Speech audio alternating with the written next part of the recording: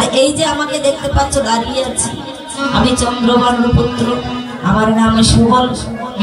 যেই না এই কথা বলেছি, জটিলার আর বুঝতে বাকি নাই। ওই রাধা রানী আর সুবল সকা কাকা তো যেটা তো ভাই বলছে, ওরে বাবা সুবল রে, আমি তোকে চিনতে পারিনি। কেন জানিস বাবা? আমার অনেক বয়স হয়েছে, আমি চোখে ভালো দেখতে পাই না, তাই না জেনে তোকে অনেক আনন্দ করেছি।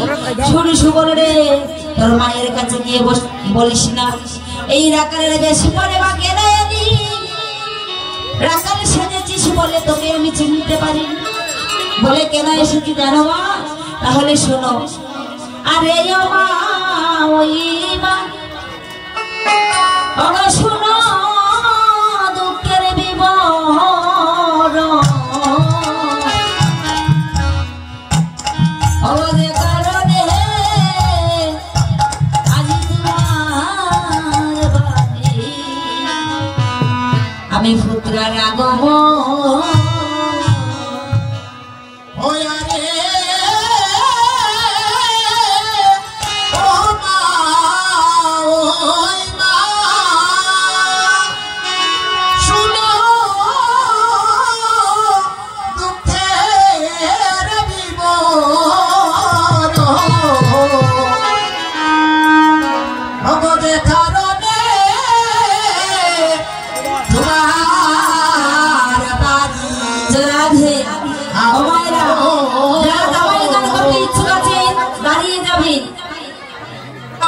এই অঙ্গটা কি আমরা আজ গোবিন্দ সবাই দেখাবো। ও ইয়ারে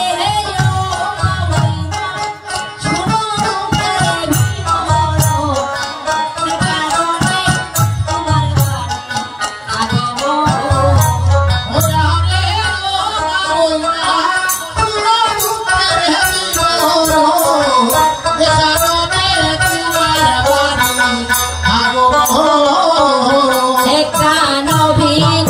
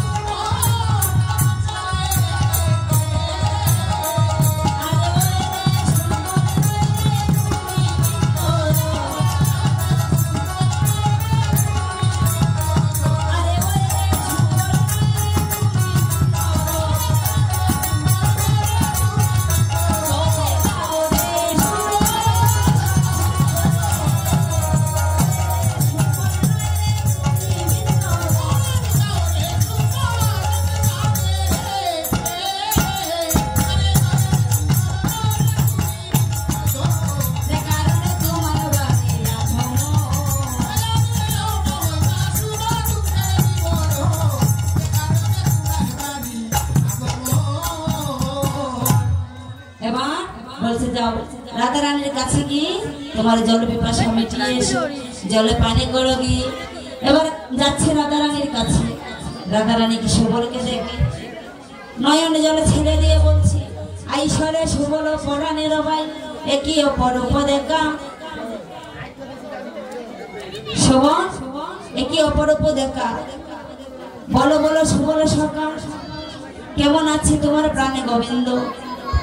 বলছে সুবল, ও রাধে প্রাণের প্রাণ সংকটে কানাই তো ভালো নয়। বলে সুবল রে আমি নারী হয়ে জন্ম নিয়েছি বলে গোবিন্দ সবাই লাগতে পারি না। যদি সখা হইতাম আমার গোবিন্দের সঙ্গে গোচারণে যাইতাম, গোবিন্দের সঙ্গে সদাই থাকিতাম। সখা হয়ে তো জন্ম নেইনি, এবার কামনা করিয়ে সাগরে মরিব হইতে সহচর সখা। যদুনাথে কয় সহচর হইলে সখা তো পাইবে দেখা। এবার সুবল বলছে, রাধে তুমি কোনো চিন্তা করো না, আসি আসো বলো কহে শোনো বিনোদিনী।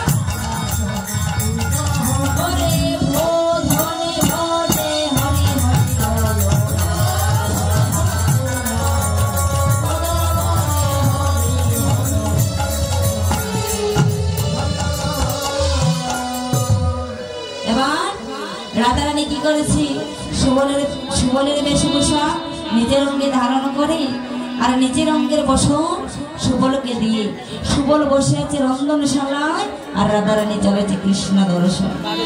যেই না দরজার কাছে এসেছে মা জটিলা কুটিলা ভাবছে সুবল চলে যাচ্ছে, বলছে দাঁড়াও দাঁড়াও সুবল চলে যে যাচ্ছ বলে যাচ্ছ না। রাধা রানীকে চিনতে পারে না। রাধা রানী মনে মনে ভাবছি আমার শাশুড়ি ননদি আমায় চিনতে পারলো না, তাই ওদেরকে পরিচয় দেওয়া চলবে না। সুবলের মতো করে বলছে, ও মামিমা তাড়াহুড়া করে বেরিয়ে যাচ্ছি তো তাই বলতে পারছি না। আমার সকাদের সুবনের মধ্যে রেখে এসেছি, জানি না গিয়ে পাবো কিনা। বলে আমি তোমায় আশীর্বাদ করছি, বনের মধ্যে গেলেই সকাগণের সঙ্গে দেখা হয়ে যাবে। আজ পদকর্তা বলছে রাধা রানীর কপালে বুঝি শুভ দিনে লেখা ছিল গোবিন্দ দর্শনে যাবি। আজ শাশুড়ি আশীর্বাদ করছে। রাধা রানী ঘর থেকে বাহির হয়ে কৃষ্ণ নাম বদনে নিয়ে ওই গহনে কাননে যেখানে গোবিন্দ বসে আছে রাধা কুণ্ড তিনি ওখানে গিয়ে দেখতে পালো কানাই আমার ধুলায় দূষরিত হয়ে মাথারে ছোড়া ভূমিতে রোটাচ্ছে। যেই না দেখলো রাধা রানী মনে মনে ভাবলো আমার কানাইয়ের কেমন অবস্থা। সন্মুখে গিয়ে দাঁড়িয়েছে কৃষ্ণ ছিল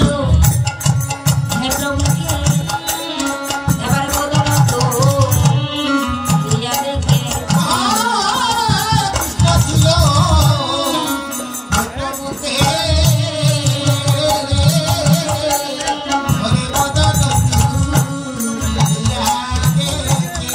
আজি সুবলতি রিয়া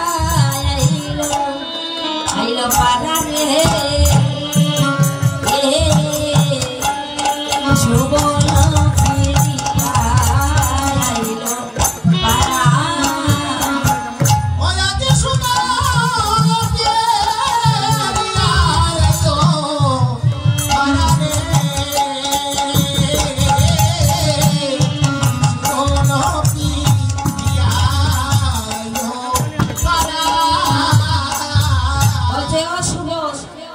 একা এলি, আমার রাধা কোথায়? রাধারানী বলছি আমায় আমার গোবিন্দ আর চিনতে পারে নাই, তাই একটু পরীক্ষা করে নেব কেমন ভালোবাসা। রাই আপন বন্ধু পেয়ে কহে ভঙ্গি করি, যাইতে না পারি গো আমি জটিলার পুরী। ভাবিয়া গেলাম গো আমি চন্ডার ভুবনে, তাহারে কহিলাম আমি সব বিবরণী। আজ্ঞা দিলে আনতে পারি সেও তোর পশি, আজ্ঞা দেওয়া আনি দিব ও বেকার।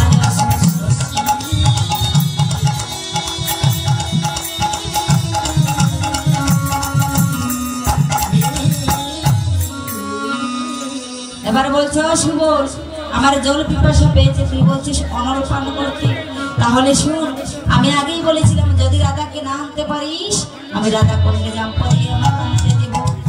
তাই কি করেছে ওই রাই সুবল বেশি রাইকে এই কথা বলি ওই রাধা কুণ্ড থেকে জাম্প দিতে যাচ্ছে। এত বলি রাধা কুণ্ড আইরে চলে জাম্প দিল,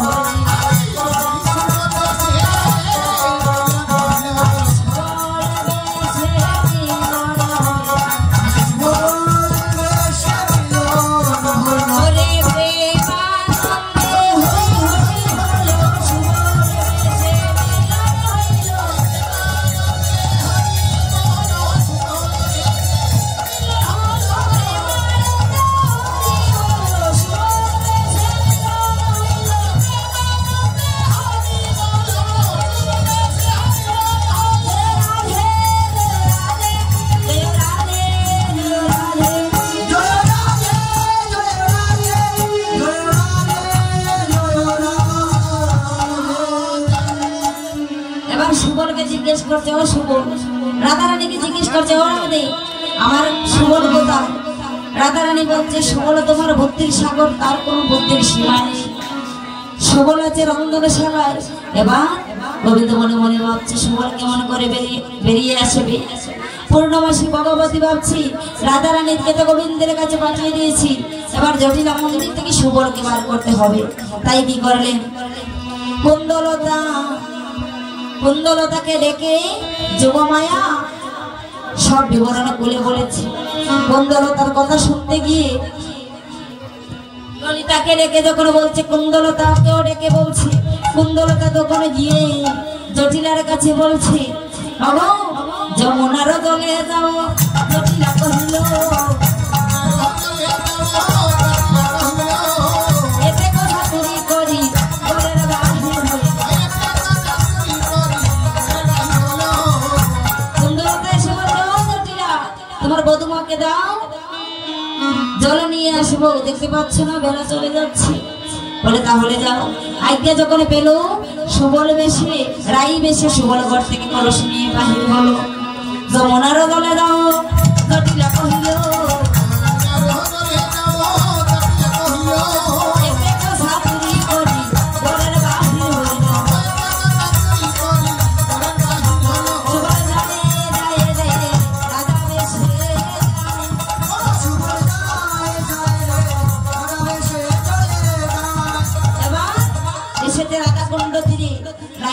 দেখতে পাচ্ছে গোবিন্দের সঙ্গে।